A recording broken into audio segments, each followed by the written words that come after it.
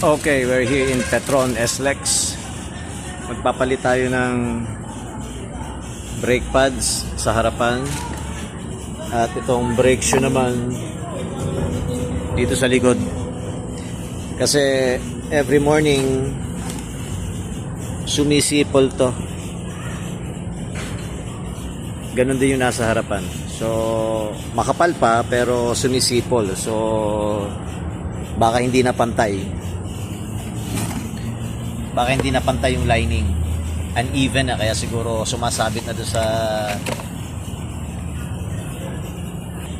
dun sa metal nya.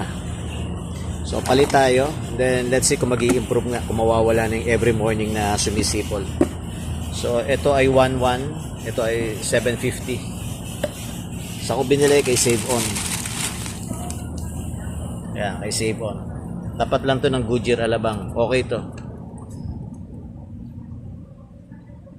Suki ko na ito since year 2000. Save On tsaka pyesa, relative siya.